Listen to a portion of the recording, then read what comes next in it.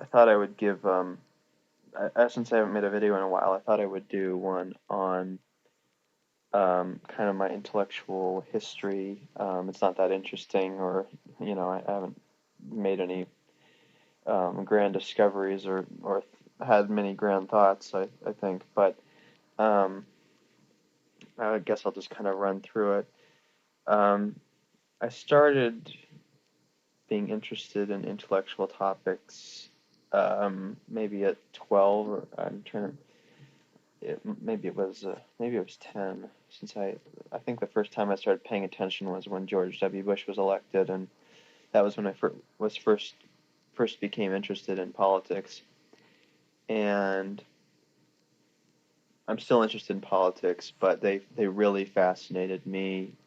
After a year or two, I was really fascinated by politics, and I was a dyed-in-the-wool Democrat. I would, if a Democratic politician did something, I would defend it to the death. If a Republican politician did something, it was automatically evil.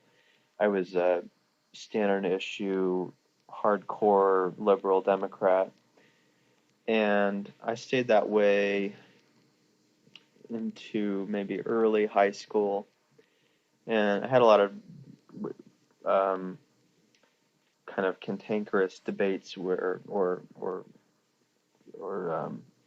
argument. I had very intense arguments with my friends over politics, and I convinced some of them, um, and then I'm ashamed to admit this, but what snapped me out of this kind of dogmatic mode was reading The Fountainhead by Ayn Rand, and I really am ashamed to admit that. But it was kind of the first I had really read any philosophy, and I wasn't convinced by her, and I knew she was wrong. I was just trying to what changed my mind was I was trying to think, why is she wrong? And so that had made me think about things that I wouldn't have thought about before. And so I started thinking about the issues of determinism, and I started realizing that morality wasn't just given, that we can't just assume certain things to be good and others to be bad, and um, and so then I started picking up a lot of things about Marx and Marxism and socialism, because I had the opposite reaction that Ayn Rand would have liked, which is I was pushed further left, because I started thinking, well, maybe she criticizes this, but she proposes the wrong solution, is kind of what I thought. Um, or maybe she might be right about the liberals on this one very minor subject, but she's not. Her alternative is not correct, and so I was actually pushed far further left.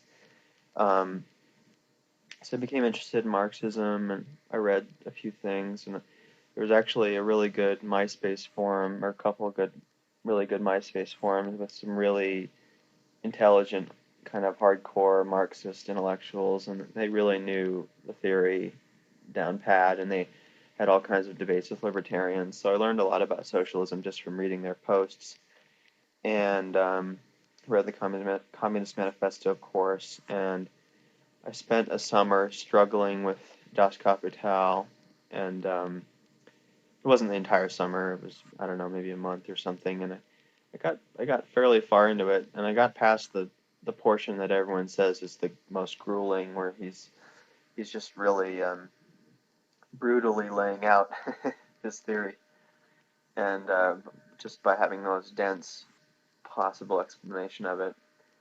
Um, and I think this is true, but I heard that the USSR didn't, I think it was the USSR, didn't ban, no, it was China. I'm sorry, my memory is horrible today. It was either China or the USSR didn't ban Das Kapital once they turned repressive, because it was so boring, and they knew that no one would read it. And I'm pretty sure that's true of one of the two countries. And this was, if it was in the USSR, it was after Stalin gained power. Um, but so I read about Marxism and grew at least somewhat convinced, and read some Howard Zinn. I first read a book called Lies My Teacher Told Me, and it's a very good book about how our textbooks are trash and have all kinds of mistakes in them, and the People's History of the United States is a pretty good follow up to that book. So I read that, and that of course kept me left and kept me on the left. And then I read some Noam Chomsky. Um, I've read The Turing Democracy, which is about the Cold War, and Manufacturing Consent, and some others I can't remember the titles of. Um, and so that I was pretty far left for a long while, and I still kind of have those instincts, and I still think the media is just horrible, although for different reasons than I used to, or not completely different, but somewhat different. But I don't know what it's been, but I sort of started thinking, becoming more and more uncertain of my own ideas, and um, oh, and what happened with Marxism was as I started the notion that morality wasn't given, or that our moral laws weren't given, kind of led me towards moral nihilism, and it's very difficult to build up a political position if you don't think that morality is a real thing. And so I eventually came to the conclusion that, well, I don't believe that morality is objective. I do think that it's real in the sense that it's a part of our consciousness, but um, I became a subjective utilitarian. I know that I care about the suffering of other beings, and I prefer to see them eliminated. So I realize it's just a preference of mine, but I still try to act in accordance with that preference. And so I'm a vegan now. I used to be I was a vegetarian until 2010 started, and I switched over to being a vegan. And so I still I decided I care about the suffering of others, and now I'm just trying to decide who might be right. And I recently, just very recently, I've started actually being pulled more in the libertarian towards that side.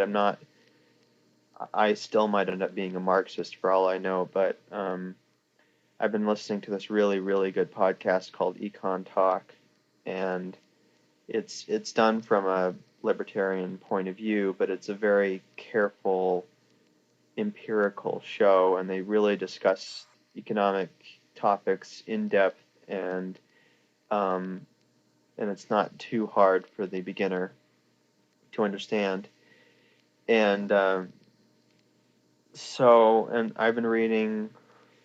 I've started reading some economics blogs, and I do plan on working my way through The Wealth of Nations soon-ish. I want to kind of want to read through all of, I have this dream of reading through all of the philosophy that's come out since Descartes. I know that I probably won't, but I do I do have the list of them in chronological order, and I'm reading Leviathan right now. I read through Descartes' two major philosophical works, A Discourse on Method and Meditations.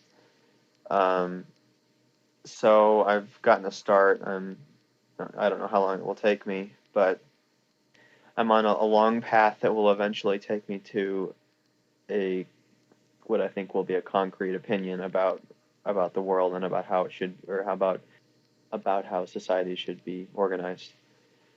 So I'm coming up to 10-minute marks, so I guess I will stop it now and add anything or make an addendum if I feel it's necessary. Thank you for listening, and I hope someone made it this far.